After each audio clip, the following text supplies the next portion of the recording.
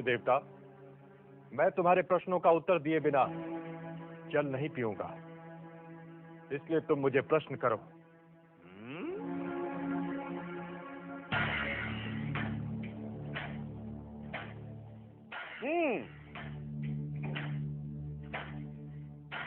कौन हूं मैं?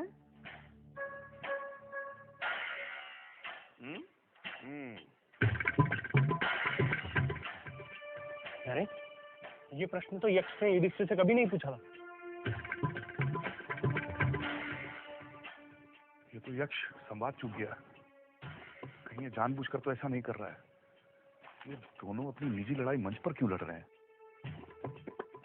कुछ बोल, कुछ तो बोल युधिष्ठिर, कुछ तो बोल। तुम न ये शरीर हो, न इंद्रिया, न मन, न बुद्धि। तुम शुद्ध चेतना हो, वो चेतना जो सर्व साक्षी है। इतना श्रवा करके संवाद बोल रहा है। बोलने दो, जब तक कोई यक्ष प्रश्न पर नहीं आता उसे कुछ भी बोलने दो। जीवन का उद्देश्य क्या है? जीवन का उद्देश्य उसी चेतना को जानना है जो जन्म और मरण के बंधन से मुक्त है। उसे जानना ही मोक्ष है। शाबाश युधिष्ठिर। जन्म का कारण क्या है? अतृप्त वासनाएं, कामनाएं और कर्म फल, यही जन्म का कारण है। जन्म और मरण के बंधन से मुक्त कौन है? जिसने स्वयं को, उस आत्मा को जान लिया, वो जन्म और मरण के बंधन से मुक्त है। वासना और जन्म का संबंध क्या है? जैसी वासना वैसा जन्म।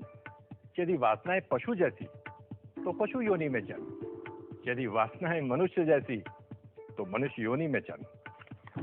इन्हें रोको सूत्रधार, इन्हें रोको। संसार में दुख क्यों है? लालच, स्वार्थ, भय संसार के दुख के कारण है।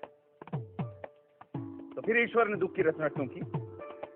ईश्वर ने संसार की रचना की और मनुष्य ने अपने विचार और कर्मों से दुख और सुख की रचना की। क्या उत्तर दिया? क्या ईश्वर है? कौन है वह? क्या रूप है उसका? क्या वह स्त्री है या पुरुष? सूत्रधार, ये यक्ष आज युधिष्ठिर को हरा कर रहेगा। किसी तरह रोको उसे, क्या नाटक को। हे यक्ष, कारण के बिना कार्य नहीं। यह संसार उस कारण के अस्तित्व का प्रमाण है।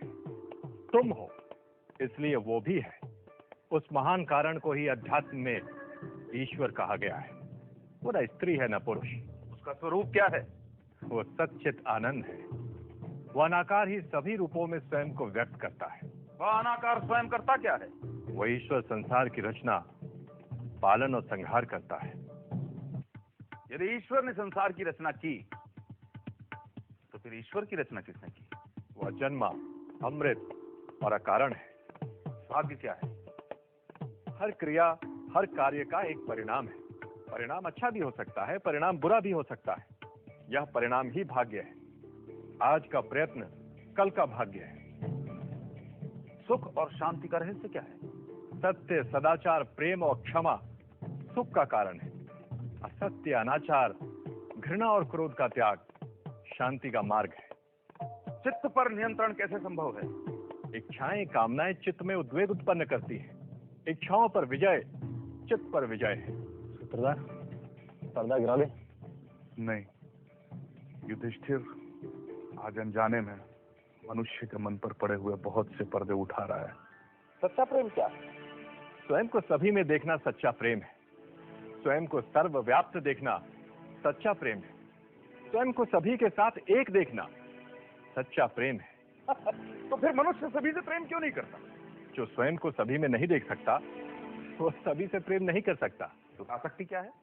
प्रेम में मांग, अपेक्षा, अधिकार, आसक्ति है। मेरे प्रश्न अभी समाप्त नहीं हुए युधिष्ठिर। मेरे उत्तर अभी शेष हैं यक्ष देवता।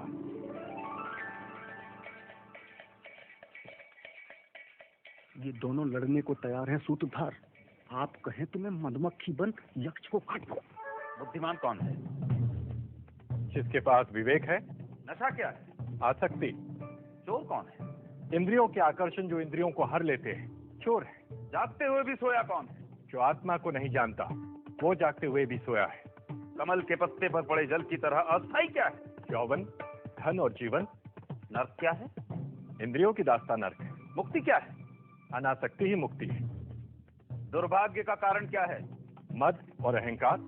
सौभाग्य का कारण क्या है? सत्संग और सबके प्रति मैत्री भाव। सारे दुखों का नाश कौन कर सकता है? जो सब छोड़ने को तैयार हो। मृत्यु पर्यंत यातना कौन देता है? गुप्त रूप से किया गया अपराध। दिन रात किस बात का विचार करना चाहिए? सांसारिक सुखों की क्षण भंगुरता। संसार को कौन जीतता है? जिसमें सत्य और श्रद्धा है। भय से मुक्ति कैसे संभव है? वैराग्य से। मुक्त कौन है? जो अज्ञान से परे है। अज्ञान क्या है? आत्मज्ञान का अभाव ही अज्ञान है। दुखों से मुक्त कौन है? जो कभी क्रोध नहीं करता। वह क्या है जो अस्तित्व में है भी और नहीं भी? माया। माया क्या है? नाम और रूपधारी नाशवान जगत। परम सत्य क्या है? ब्रह्म। यक्ष महाराज, क्या तुम्हारे प्रश्न समाप्त हो गए? नहीं, प्रश्न कभी समाप्त नहीं होते, पर ये वे मूलभूत प्रश्न हैं जो हर विद्यार्थी को अपने आचार्य से करने चाहिए, क्योंकि प्रश्न ही उत्तर के द्वार खटखटाता है। प्रश्न ही उपलब्धि द्वार है। अपने भाइयों को ढूंढने आए और जल पीने आए युधिष्ठिर ने एक एक कर यक्ष के सारे प्रश्नों के उत्तर दे दिए। यक्ष प्रसन्न था।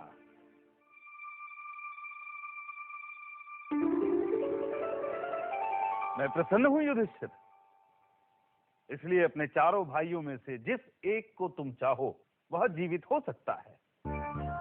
यक्ष, ये जो श्याम वर्ण अरुण नयन विशाल शाल वृक्ष के समान ऊंचा और चौड़ी छाती वाला महाबाहु नकुल है, वही जीवित हो जाए। युधिष्ठिर, तुमने अपने चारों भाइयों में से नकुल को क्यों चुना? यक्ष, मेरी दो माताएं हैं, कुंती और माद्री। मेरे लिए जैसी कुंती वैसी ही माद्री। मैं दोनों माताओं के प्रति समान भाव ही रखता हूं।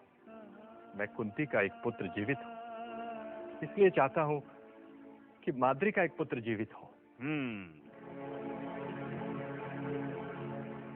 युधिष्ठिर, तुमने अर्थ और काम से भी अधिक दया और समता का आदर किया है, इसलिए मैं तुम्हारे चारों भाइयों को जीवित करता हूं।